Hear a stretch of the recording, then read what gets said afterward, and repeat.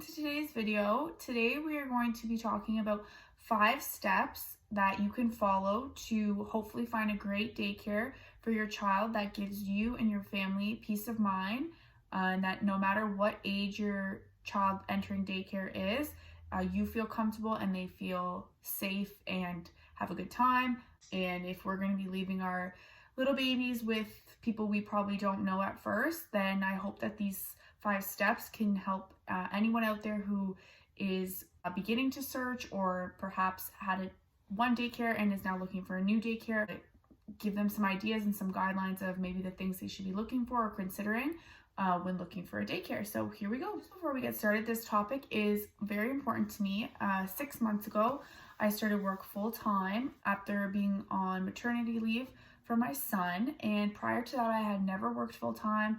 I was in school and just working part-time jobs, and then right when I graduated I had my son. So I was home with him for his first 10 months, and then when he was 10 months old I went to work, and not only did I go back to work, I went back to work full-time, working 45 hours a week. It was quite the switch.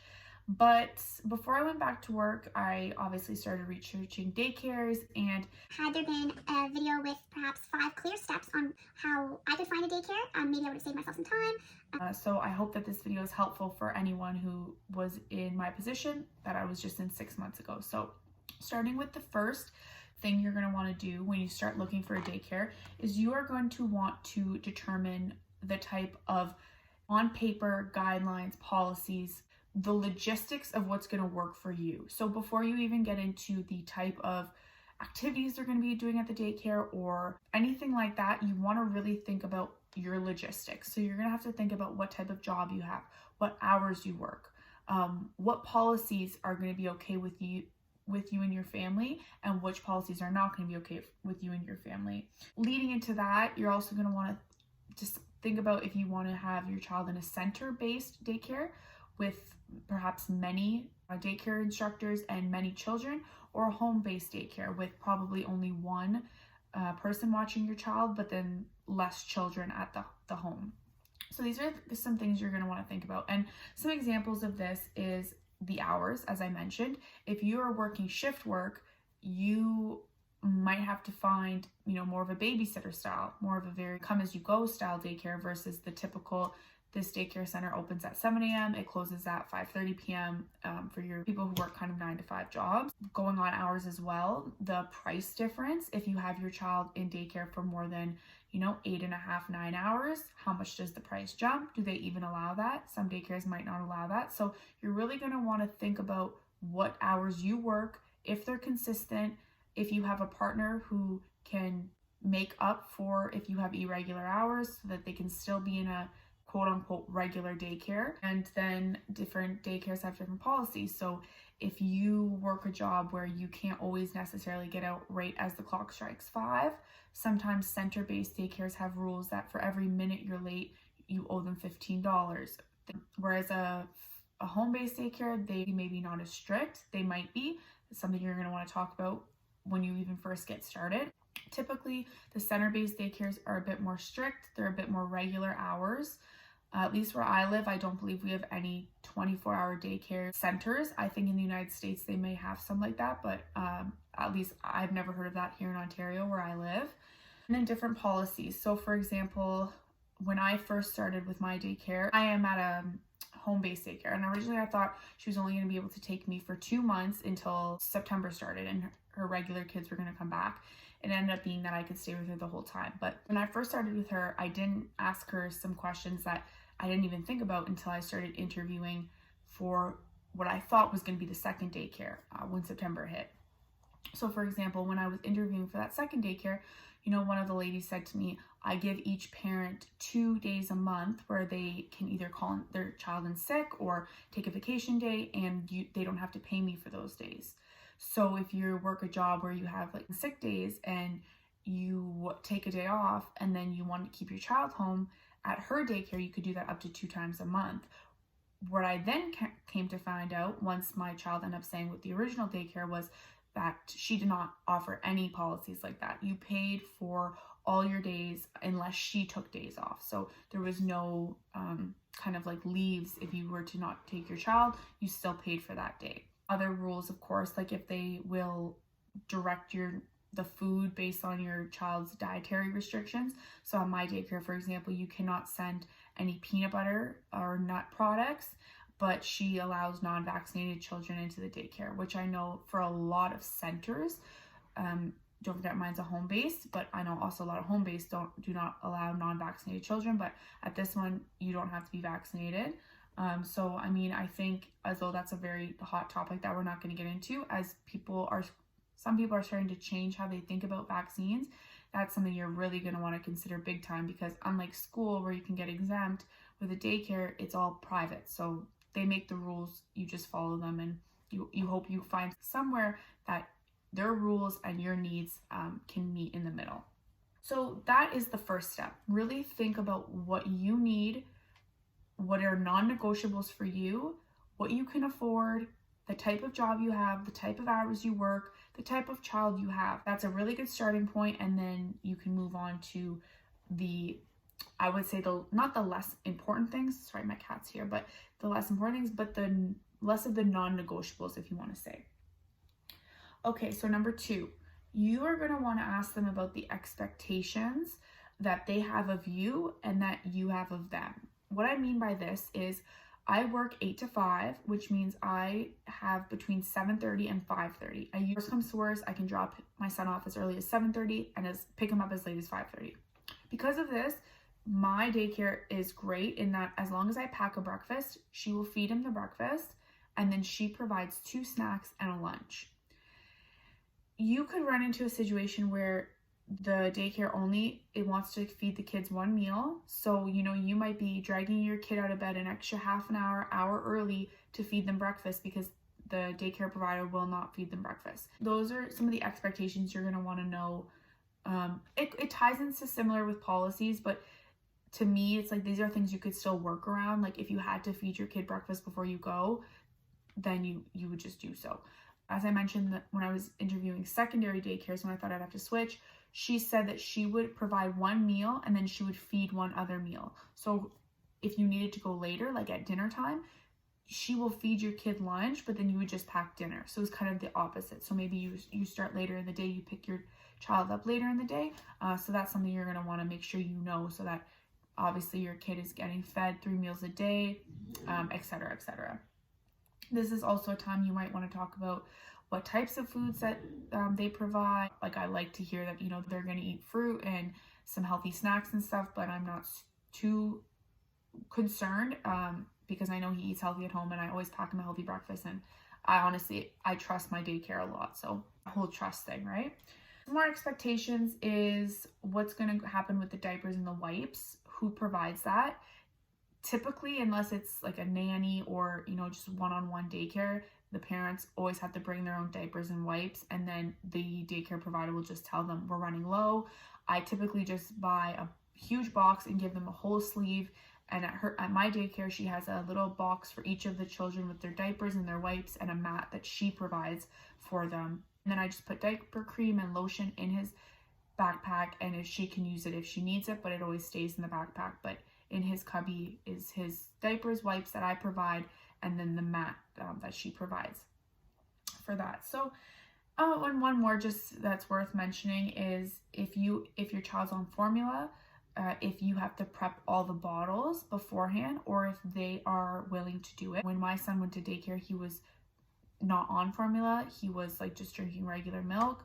So I still pack him a bottle of milk. But if you're, I know in the United States, sometimes as early as 6 weeks. And if you're formula feeding, you would really want to know, do I have to prep all the bottles, or can I buy some formula, leave it there, and then the daycare provider would prep it for them. So again, the reasons I call these more expectations versus kind of like hard policies is because these are things that you can really figure out yourself. If they say, if you find a great daycare, but one of the things is, okay, you bring all your own bottles already prepped, it's something, okay, it's an extra step. But if you really like the daycare enough, then, you might decide that, okay, that's fine, that's worth it for me. So you want to talk about different expectations. And when I was first looking, I looked up, what are some interview questions I should ask my daycare provider? They're like, well, why did you get into daycare? What would you do if there was an emergency? And of course, these are important, but on the day-to-day, it's like not really important why they got into daycare or what they would do in instance of emergencies. Not that it's not important, but the day-to-day that impacts my life more is, are you going to feed my child breakfast? Do I have to pack them breakfast, et cetera, because that's the day-to-day typical routine that I need to know. The third thing is, what type of structure do they have?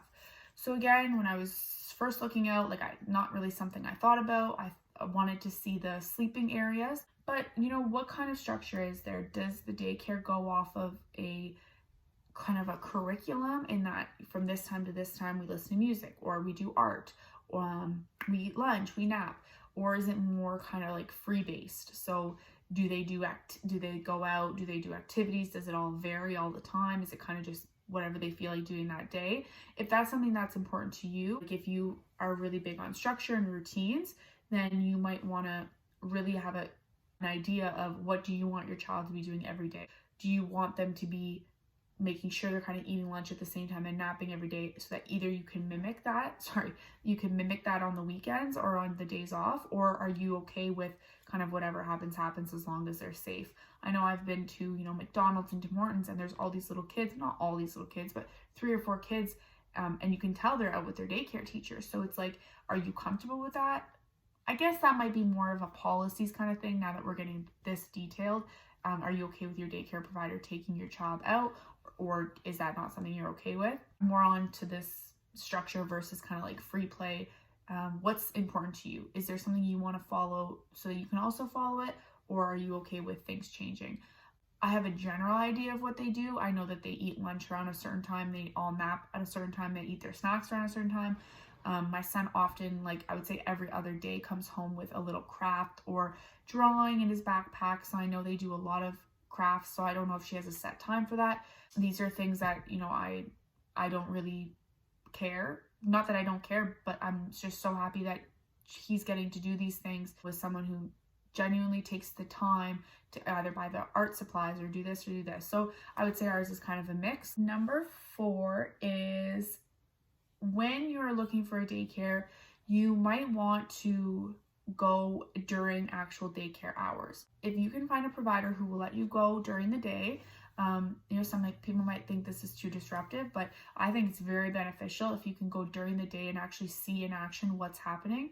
Obviously, the kids are going to act a bit different because there's someone new there, but if you and your child can go and kind of get a feel for the climate, and I know, there's crazy people everywhere, you never really know, but if you can get at least a sense and a feeling, then that is helpful. So I would recommend going during the day when the actual daycare is going on. And also, what was a good thing for me was I asked for a reference. So she gave them to me, and some people might feel awkward, but I just called up the mom that she gave me the reference of. Her child had been there for 5 years and was now going off to kindergarten, and she gave me such raving reviews. She said she was so scared when she was on maternity leave with her second kid that there wasn't going to be a spot for the kid.